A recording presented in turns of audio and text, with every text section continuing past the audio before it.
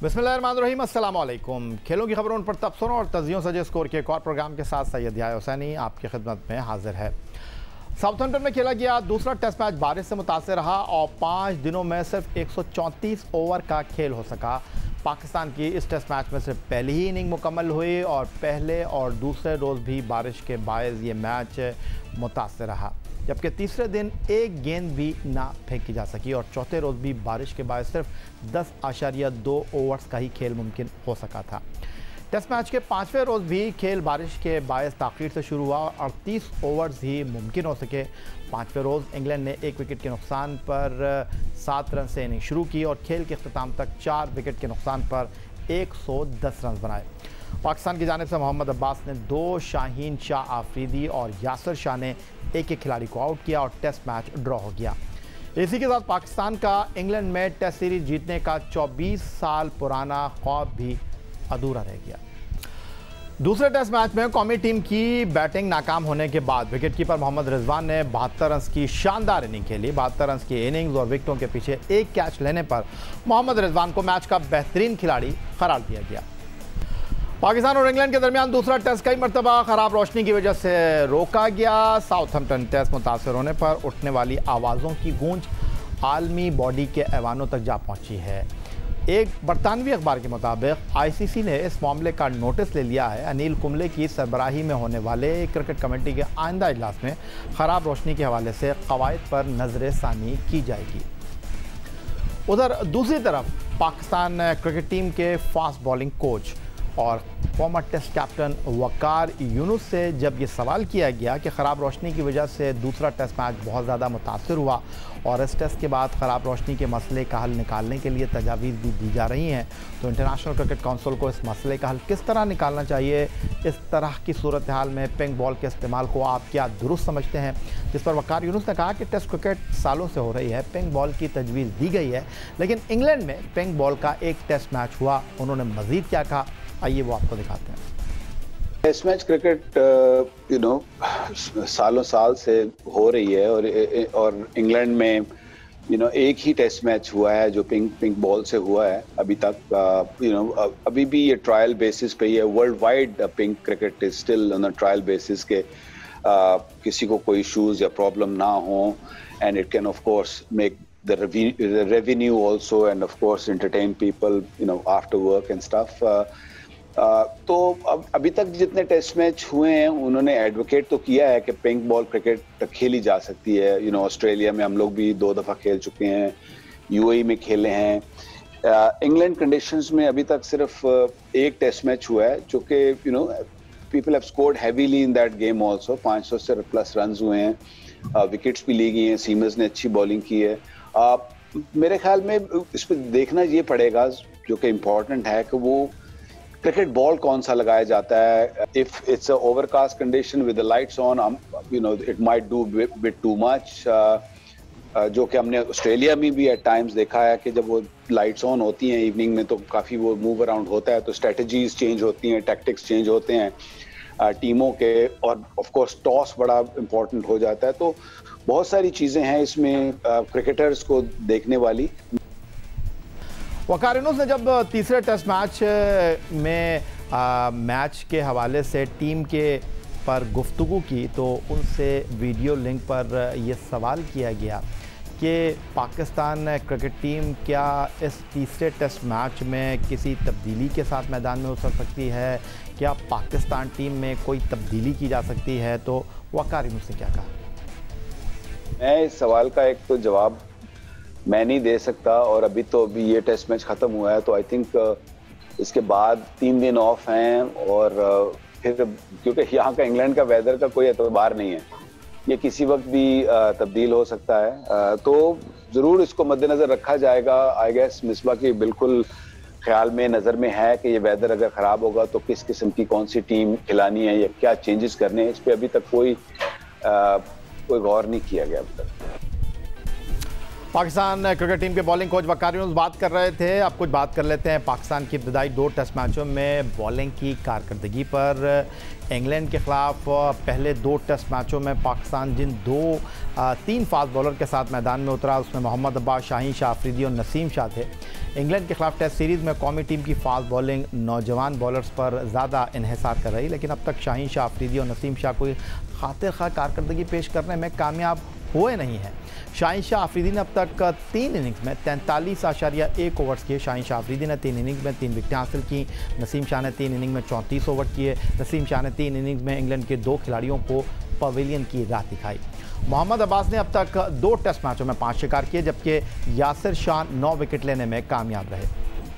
तो क्या पाकिस्तान की पहले 2 टेस्ट मैचों में फास्ट बॉलिंग महफूज हाथों में है? क्या तीसरे टेस्ट मैच में टीम में कोई तब्दीली करनी चाहिए? इस पर बात करेंगे। Test fast bowler Abdul Rauf हमें टेलीफोन लाइन पर ज्वाइन कर रहे हैं। अब्दुल रऊफ साहब, खुशामदीद कहूँगा आपको।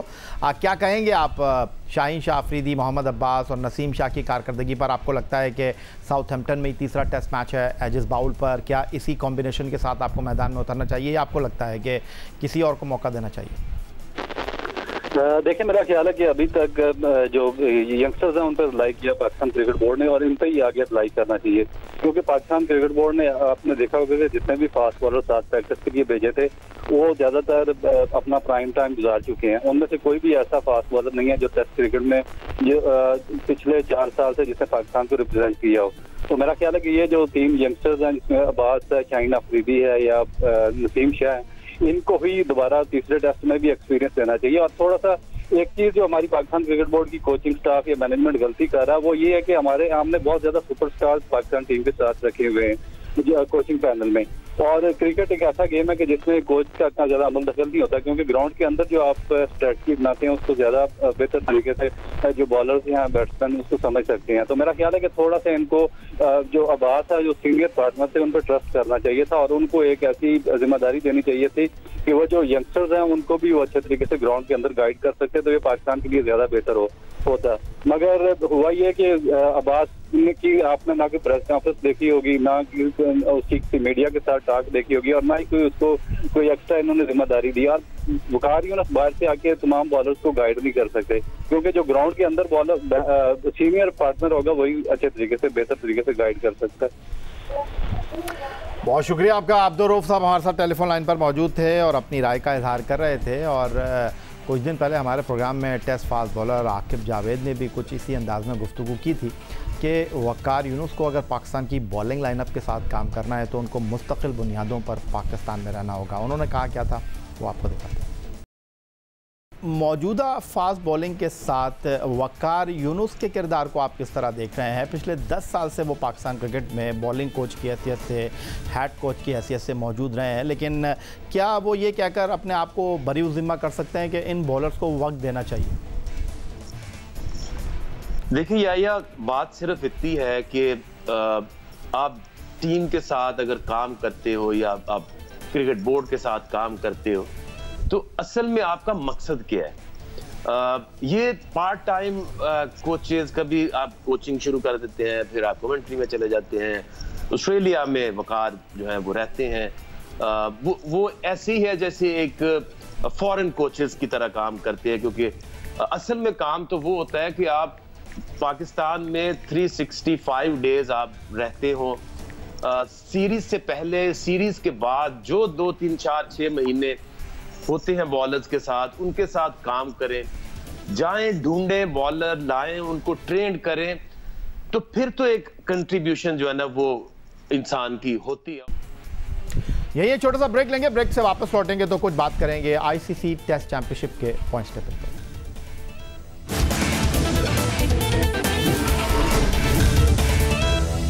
Pakistan cricket team international cricket council की टेस्ट चैंपियनशिप के पॉइंट्स टेबल पर 5वें नंबर पर है। पाकिस्तान ने वर्ल्ड टेस्ट चैंपियनशिप में 7 टेस्ट मैच खेले हैं और 153 पॉइंट्स हासिल कर रखे हैं। इंग्लैंड के खिलाफ तीसरे टेस्ट में कामयाबी हासिल करके साउथहैम्पटन में पाकिस्तान पॉइंट्स टेबल पर 193 पॉइंट्स के साथ 4थे नंबर पर आ सकता है।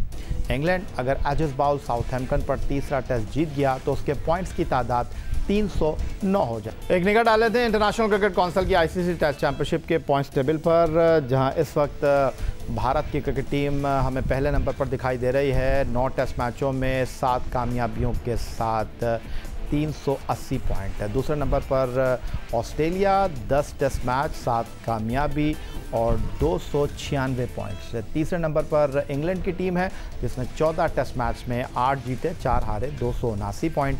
चौथे नंबर पर न्यूजीलैंड है 7 टेस्ट मैचों में 3 कामयाबियों 4 नाकामियों के साथ 180, और 5वें नंबर पर पाकिस्तान टीम है 7 टेस्ट मैच 2 जीते 3 में उसे नाकामी का सामना करना पड़ा 153 पॉइंट।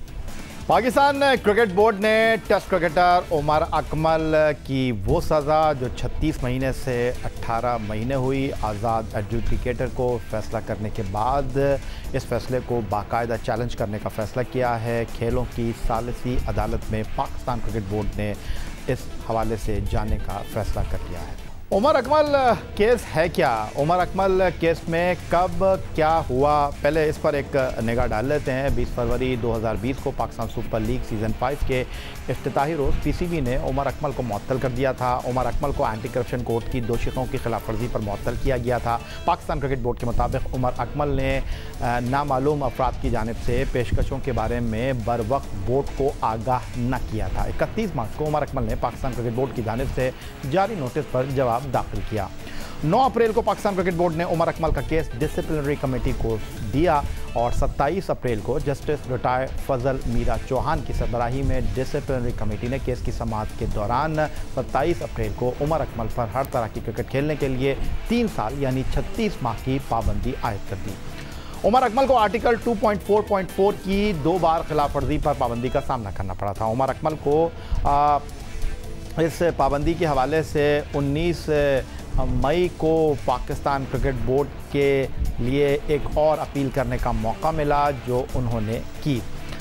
उमर अकमल के केस के हवाले से पाकिस्तान क्रिकेट बोर्ड ने आज़ाद एडजुडिकेटर को मुकर्रर किया और इस आज़ाद एडजुडिकेटर ने पाकिस्तान क्रिकेट बोर्ड के इस सज़ा के फ़ैसले को 36 महीने से कम करके 18 माह कर दिया। उमर अकमल केस के हवाले से उमर अकमल की सज़ा कम होने पर पाकिस्तान क्रिकेट बोर्ड ने खेलों की सालिसी अदालत में अपील कर दी है। इस मामले पर पाकिस्तान क्रिकेट बोर्ड के chief operating officer Salman Naseer का कहना है कि अपील का फ़ैसला हमारे लिए आसान नहीं था। तफसीली फ़ैसले के जायज़ा लेने के बाद आज़ाद एडजुडिकेटर के फ़ैसले पर कुछ तहफ़्फ़ुज़ात थे। इस हवाले से उन्होंने मज़ीद क्या कहा वो आपको दिखाते हैं। पीसीबी ने over the weekend independent adjudicator के फ़ैसले के ख़िलाफ़ court of arbitration of sports में अपील दायर कर दी है। फ़ैसला मुश्किल था और तकलीफ़देह होता है, लेकिन इस दफ़ा पीसीबी ने सोचा ये फ़ैसला ज़रूरी है। जब हमने इंडिपेंडेंट एडजुडिकेटर का फ़ैसला तफसील में पढ़ा, रेलेवेंट स्टेक होल्डर्स ने जो इंटरनल लीगल वाले हैं, एक्सटर्नल लीगल काउंसिल्स हैं, पीसीबी मैनेजमेंट है, तो उसमें हमारे कुछ कंसर्न्स थे। अव्वल कंसर्न तो ये था सबसे पहला कि क्या ये सज़ा काफ़ी है और क्या ये जो कमी आई है सज़ा में ये दुरुस्त है कि नहीं है।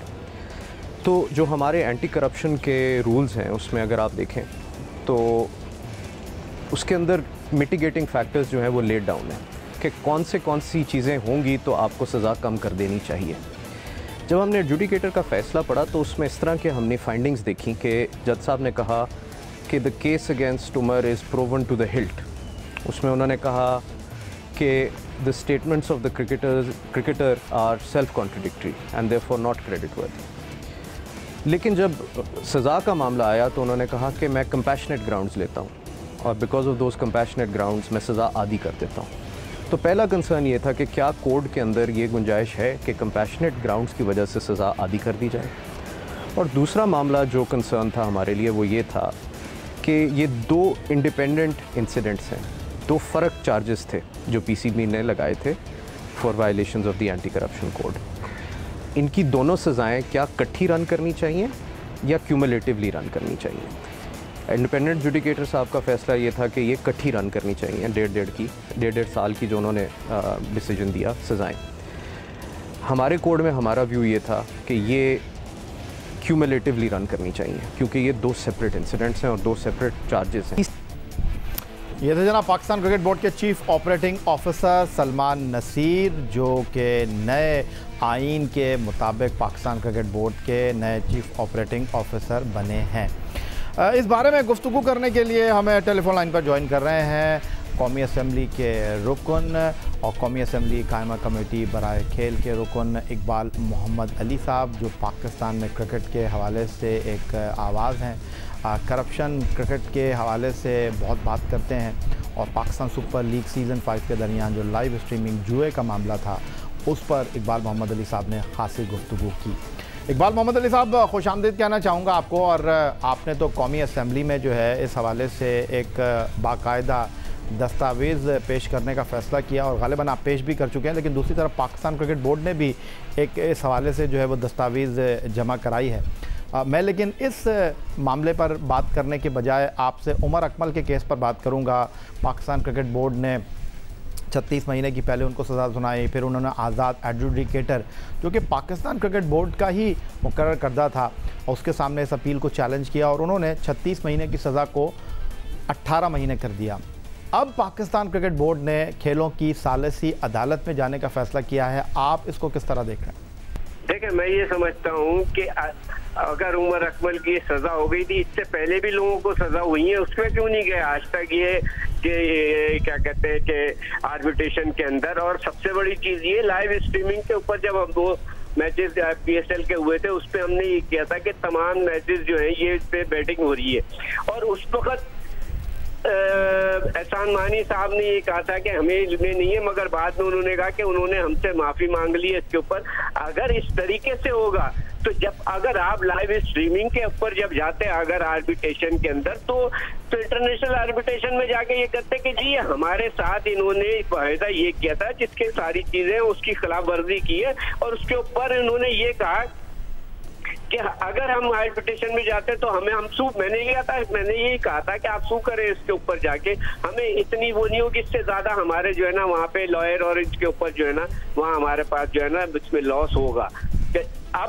अब ये उमर अकमल की जो मसला है जो 36 से 18 महीने कर दी गई है, इससे पहले आप ये बताएं कितने प्लेयर ऐसे हैं कि जो इसके अंदर पकड़े गए और उसके बाद ये हुआ किसी को 6 महीने, किसी को 2 साल, फिर उसके बाद उनको माफ कर दिया गया, कम कर दिया गया। तो ये सारी चीजें ये है कि इस तरीके से नहीं होगा कि अपने मतलब की चीज को तो आप वहां पे अगर उस उमर अकमल को अगर वो करना तो आप लाइव बैंड कर देते उसको। यही था जनाब आज का हमारा प्रोग्राम। ट्विटर पर आप मुझे फॉलो कर सकते हैं, फेसबुक पर हमारा पेज score.geo news, जहां जाकर आप इस प्रोग्राम के क्लिप्स एक बार फिर देख सकते हैं। और आप हमें ईमेल कर सकते हैं score@geo.tv पर। इस दुआ इस उम्मीद इस तवक्को के साथ तो पाकिस्तान में खेल और खिलाड़ी तरक्की करते हैं। सैयद याह्या हुसैनी को स्कोर की पूरी टीम के साथ अगले प्रोग्राम तक के लिए इजाज़त दीजिए। अल्लाह हाफ़िज़।